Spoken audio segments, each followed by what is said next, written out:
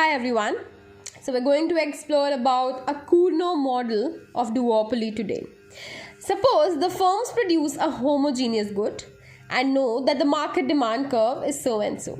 So what happens in a Cournot model is that each of the firms is aware of the market demand curve, and also these demand curves are linear demand curves, and then each of these firms is producing some homogeneous good, and therefore each firm must decide how much to produce, and the two firms must make their decisions at the same time.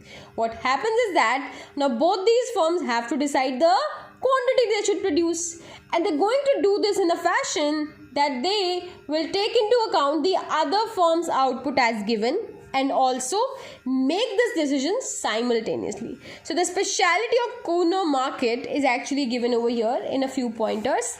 Number 1, a homogeneous good.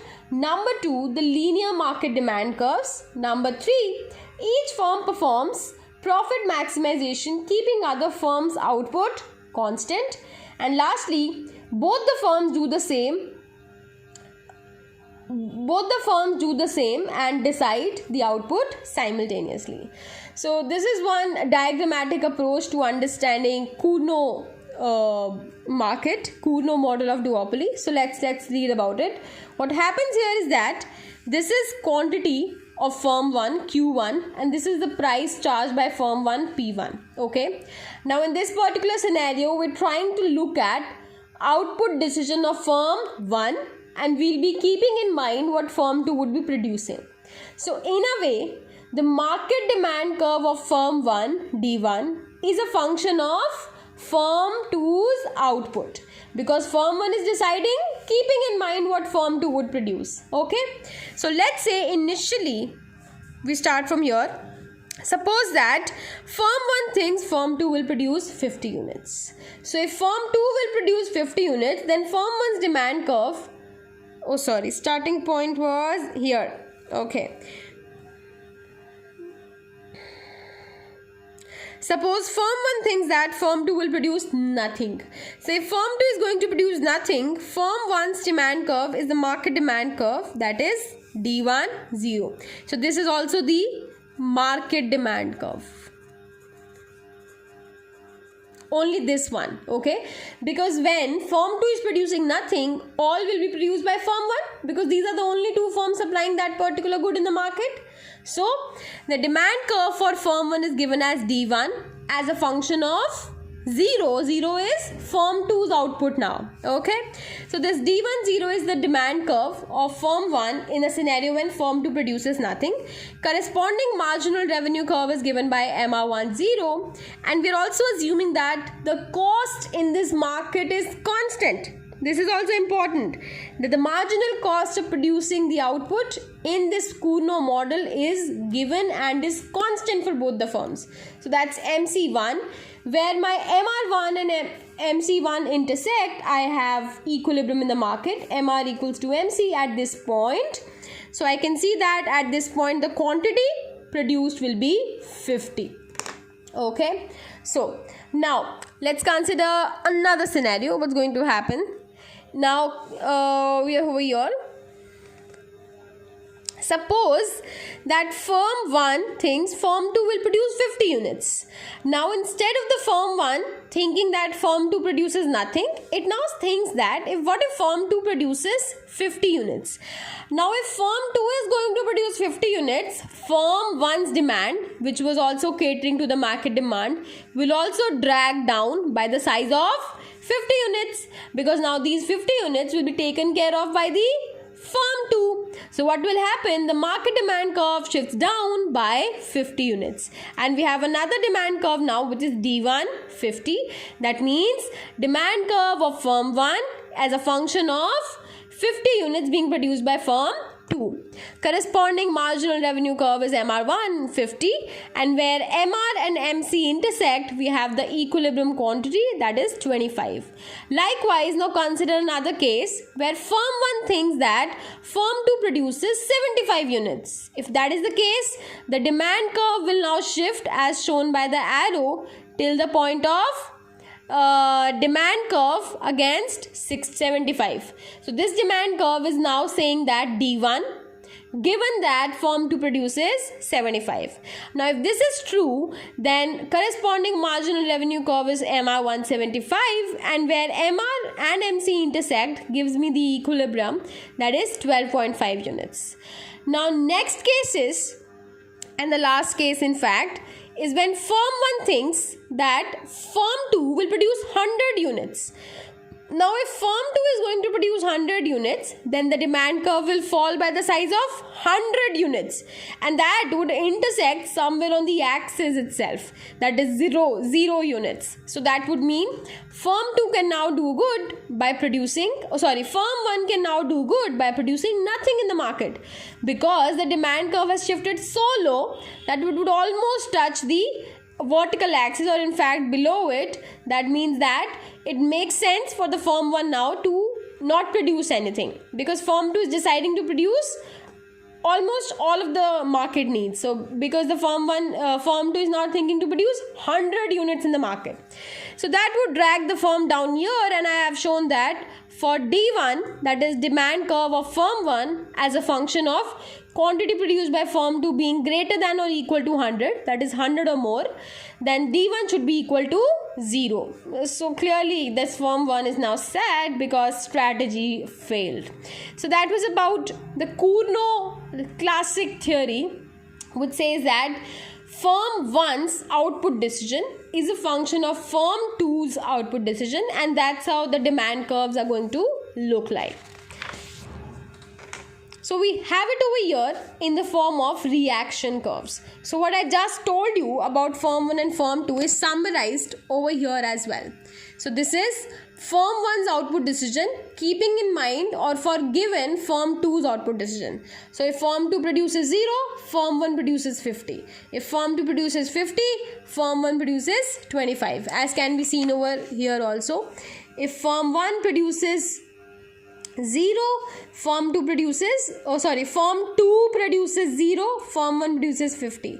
If firm 2 produces 50, firm 1 produces 25.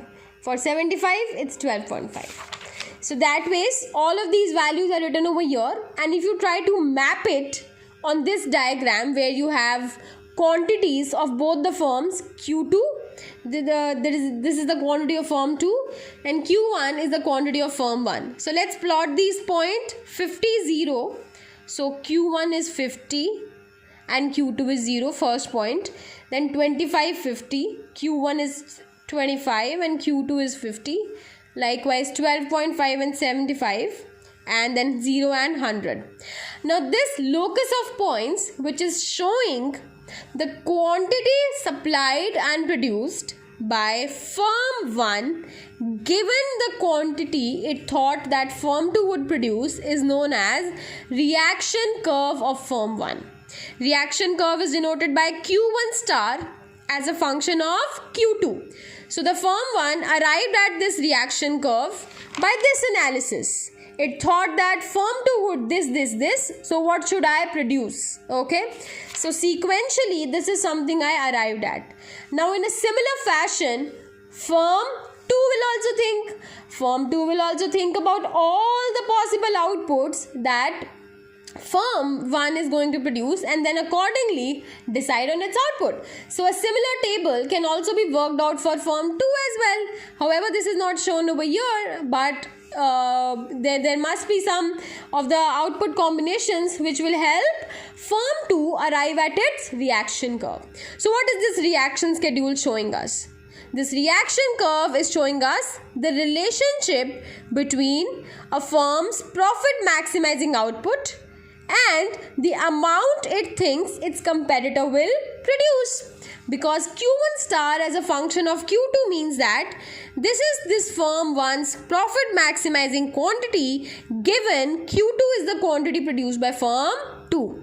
Likewise, for firm 2's reaction curve, you have Q2 star as a function of Q1. Now, once you have these reaction curves, okay, and we can also notice one speciality about the reaction curve, that firm 1's quantities are a decreasing function of firm 2's quantities.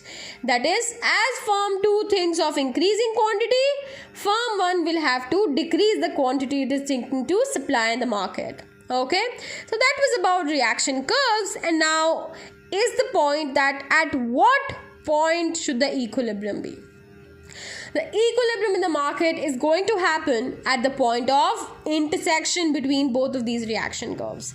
So this is reaction curve 1, that is for firm 1. This is reaction curve 2, that is for firm 2.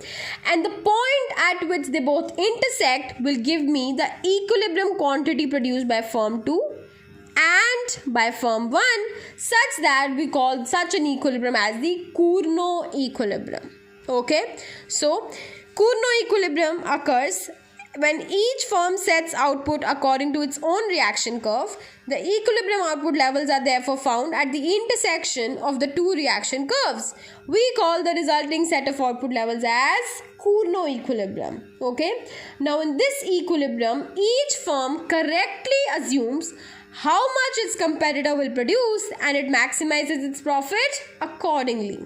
Okay, now the question arises, how is this Cournot equilibrium very close to the concept of Nash equilibrium that we studied over here?